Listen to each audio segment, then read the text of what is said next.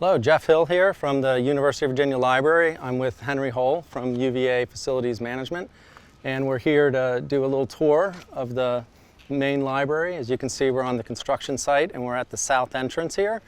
It looks pretty much like you'd expect it to look, and it's being completely restored. It'll have 2 more doors which will help with the ingress and egress, as well as the new north entrance, but we'll get to that later. And what else is being done outside here, Henry? Hey, Jeff. So we have restored the south elevation here at about 90% right now. We've removed defective mortar and repointed the brick. Some of the bricks had spalled or cracked, and we've replaced those as well. The columns are actually cinder block that are rendered in stucco, and a lot of the stucco had cracking to it, so we've stripped all the paint off of those, patched the stucco, and then painted back. We've also cleaned the cast stone bases and column capitals, and the full entablature sitting above the columns has been cleaned, stripped, and painted. So at this point, we're about 90% done with this. Okay, and the windows, I understand, have been restored, but they've been done right here in place? Correct. We've had roughly 350 historic windows that have been restored on this building. These in Memorial Hall are the largest. All of the paint has been stripped off of them. They've been entirely reglazed. Any broken or cracked glass has been replaced. And we've also have a color change for the building. We've gone from UVA's Seashore White to a Swiss Coffee that matches the other buildings in the academical village. Swiss Coffee, that's the official color name? Yeah. Okay. Well, let's go ahead and step inside.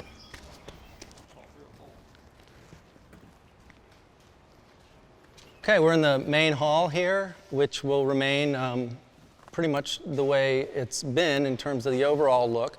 The cafe will be gone, the computer terminals will be somewhere else. We'll put the circulation desk on this side. And what else is going to look different in here, Henry? We're going back to the black and white checkered tile from the 1930s. We've also are building a new vestibule for the front doors. Okay. And then we have installed acoustical plaster in all of the ceiling and then the niches on the east and west sides. Okay, great. Well, this bridge was always here, but when you came through here before, all you saw was the elevator on the other side, and it's going to be completely different looking now. It used to be, when we came through here, if you look down on either side, it was the empty light wells, right? And they were just looking down into the concrete. You see the bracing here. What below here looks like the courtyard is getting started? Yes, all that bracing will go away as the new building is coming up, and they're just starting the formwork for the new courtyard. And then we'll be looking right now at the top of the skylight. And so there'll be a courtyard on this side and another one on this side? That's right. Okay. And when we walk into here, this was formerly the elevator in the stack space. Actually, the last time we were here making the video, this was actually just a pit we were standing in, and none of this construction was here.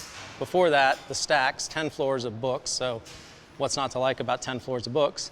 Well, it was cramped. There wasn't any natural light. There wasn't any room to interact with them. You'd have to walk around the entire perimeter to try to find an open carrel. There was no fire suppression. Obviously, all of that is changing, and this is going to be an absolutely beautiful new space. That's right. The floors here are actually twice as tall as they were before, so we're matching the existing building, which gives room for the sprinkler pipes, which gives room for all the mechanical systems that run through this building. Right. We're also getting so much more light in this space. The old stacks had no natural light. It was all artificial light. It's now coming in from the windows through here, and we've also got this massive clear story going through the middle. Okay, so we're on the 4th floor. There's going to be stacks right around us, stacks in the 5th floor. At the 6th floor level, light's going to stream in down, all the way down here from the clear story, and throughout the building it'll diffuse out to the sides as well. Yes, and we've got bookcases lining all through the side here. This is the central corridor that's going to be fairly consistent on each floor all the way down. Okay. And one of the highlights of the floor is going to be this double height reading room, which I've been looking at the architectural rendering of for some time, but to actually be in the space when it's this far along is a completely different thing. Yes, we've got large windows through the space that are similar to the ones in the main hall. These ones are all double paned and UV film treated. Okay, and all of the new construction has that kind of yes. treatment on the windows yes. so that the collections aren't damaged by light coming in? That's correct. Okay. And then we also have very large built-in bookcases on each side here, and then reading tables throughout this space. Okay. And this balcony that looks down from the 5th floor study area up here. Yes, there's a balcony there, and then the lighting in here is very special. It are large chandeliers that are similar to the ones in the main hall. We're back in the reference room where we were a year ago, last time we made a video. To my eye, I can see that the ceilings have been lifted, but it looks pretty much the same. Probably to your eye, there's been a lot more change, huh?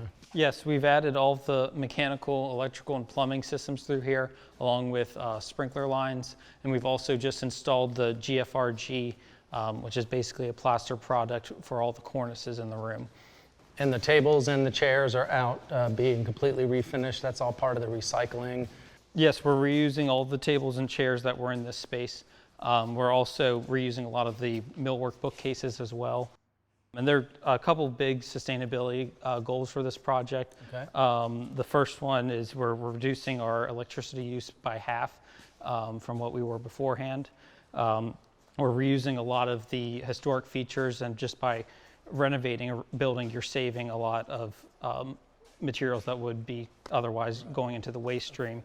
And then the other big item is that we're capturing a lot of the stormwater from this building and diverting it to Nameless Field. Okay, those are the big cisterns that are buried in Nameless Field, and then that water will be used in the chiller plant. That's the Newcomb chiller plant. Yes, and we're forecasting that those cisterns will provide up to 10% of the chiller plant's overall usage. Great. Well, we've walked the length of the room. We're in the south section now. This was staff area before, so the people weren't really in here. It was librarians' offices, but it's going to be where the computer terminals that were in the main hall, they'll be moved into here. But the rest of this area will be a reading room like it was and retain that kind of character. Yes, that's correct. There's over 100 seating areas in this space, all of which are being restored. Great.